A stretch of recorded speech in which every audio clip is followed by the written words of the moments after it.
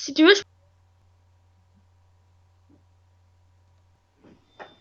Yep tout le monde, salut les amis, on se retrouve pour ma toute première vidéo de Guild Wars 2. Ce jeu est vraiment super, je vous le conseille. Alors je suis en compagnie de Alex Elf. salut tout le monde. Alors dans cette première vidéo, nous allons vous présenter un peu parce que elle va être courte, très courte, mais j'espère bien j'espère qu'elle va vous convenir. Donc on va parler de quoi particulièrement, Alex?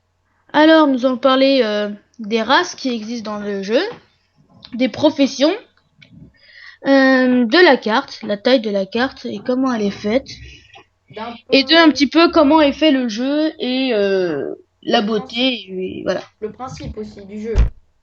Aussi. Ah, il y a ton élémentaire de feu qui vient de mourir. Oui, c'était juste pour l'info. Bon, c'est vrai. Ouais, bon, alors on commence par quoi? Par présenter un petit peu les races, peut-être? Oui. Alors, je vais vous montrer un petit topo sur les races, donc des petites vidéos, des petites photos. Donc, par contre, je m'excuse parce que j'ai un ordinateur pas très très performant. Il va être un petit peu lent, il y aura des chargements, voilà. Mais bon, pas trop, pas trop. Voilà. Donc, en attendant que ça charge, je vais vous présenter déjà nous ce qu'on possède. Alors moi, je possède dans un premier temps un rôdeur, donc qui est un elfe. Hein, ça s'appelle un Sylvari dans le jeu. Lui aussi, il possède un Sylvari, donc c'est une thune élémentaire. Donc, faut pas se fier aux apparences, hein, les filles sont très. Peuvent être très puissantes. Voilà, et faire très très mal. Voilà, belle révérence, magnifique. Donc, malheureusement, il veut pas s'allumer.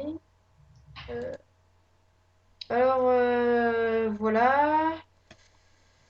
Par Donc, rapport voilà. aux Ouais, donc les vas-y. races, tu vas leur montrer les races, oui. Donc là, je possède un rôdeur. Donc là, sur l'image de Guild Wars, c'est un ranger, mais bon, c'est un rôdeur. Il est super classe, je trouve. Lui, il possédait avant un nécromant. Mais bon, qu'on Euh, verra dans une autre vidéo. voilà. Euh, voilà. Donc, sur cette image, on peut voir toutes les races. Donc, les chars, qui sont un mélange, on va dire, de tigre, d'humain. Les normes. Vas-y, Alex. Des géants, Voilà. Les humains. Donc, des gens comme nous. Les sylvaris. Donc, ce que nous possédons tout de des hommes suite. plantes, oui, Voilà. des hommes Ouais. plantes. Et des azuras. Donc, si vous voulez, les azuras, c'est des Qui nains. créatures. Ouais, des aliens. Voilà. Est-ce qu'on présente les professions? Bah oui, c'est quand même important. Alors, non. Voilà. Ah non, ça. Non. Non.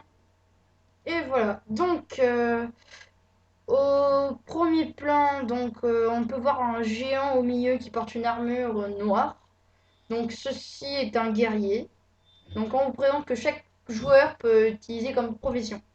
Donc là, on a à côté du géant au centre, on a une femme en rose. Donc, c'est une envoûteuse. Donc, vas-y, explique un tout petit peu, Alexis, ce que peut faire une envoûteuse. Donc une envoûteuse, c'est les pouvoirs de l'illusion. Donc elle peut se créer des clones, des clones, rendre les ennemis confus, Voilà, les perdu. sonner et oui, et du coup, et quand tu es un joueur et que tu te retrouves contre un joueur qui est un envoûteur, tu sais jamais lequel attaquer à cause de ses illusions. Donc c'est l'illusion, son pouvoir, ce sont les illusions. Donc, très Voilà, c'est surtout puissante. les Voilà. illusions. Donc, après, on a juste à côté en bleu, on a la gardienne. Donc, si vous voulez, c'est une guerrière qui possède des pouvoirs pour De protéger ses défense. amis. Voilà, défense. À côté, on a avec un léger tigre félin, on peut pas trop distinguer, en vert. Donc, c'est un rôdeur, donc c'est ce qu'on possède. À côté, on a une femme qui possède des éclairs, donc c'est de l'élémentalisme, donc c'est ce que possède Alex.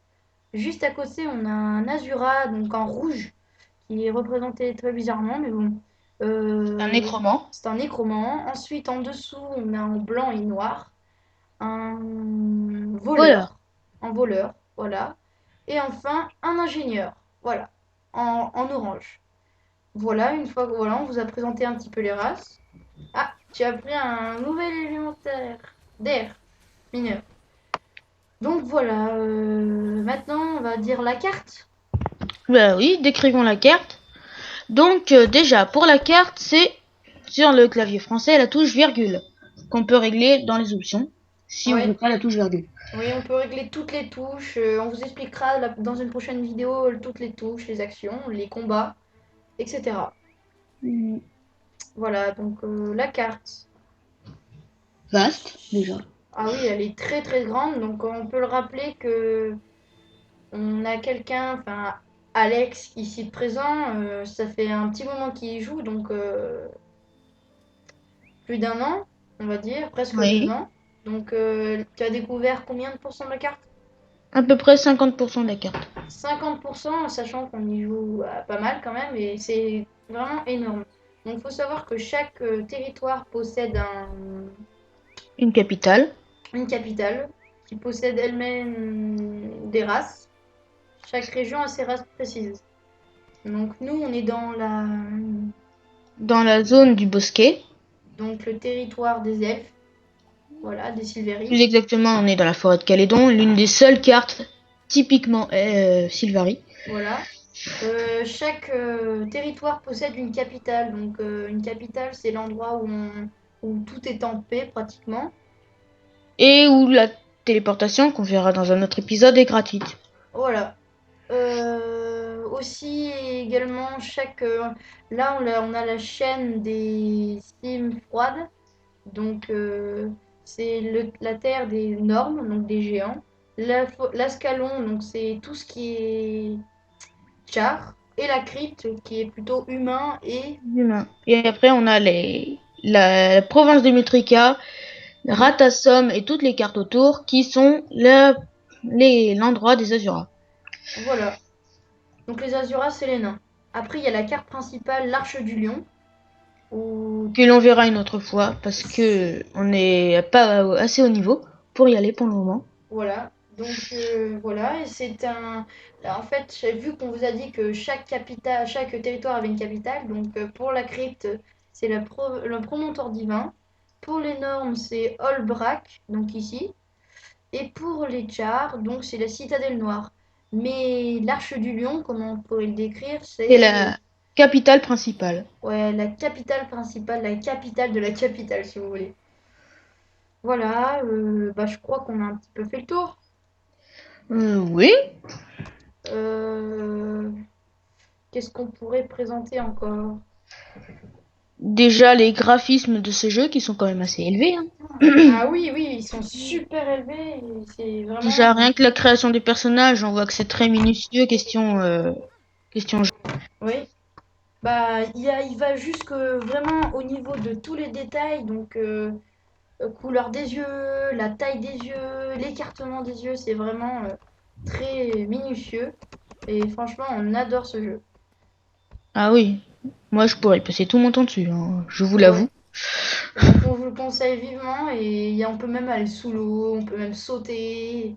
Mais après, il faut savoir que c'est la version gratuite, donc on peut posséder que deux personnages, Sauf contrairement pour à Heart moi. of Throne, qui lui, Alex possède une... La version qu'on m'a acheté parce que j'ai eu en cadeau. Je dois l'avouer. voilà, donc payante. Et lui, il a accès à plein de personnages différents. J'en Moi, suis à j'ai le mon droit de septième. posséder juste deux personnages. Donc voilà.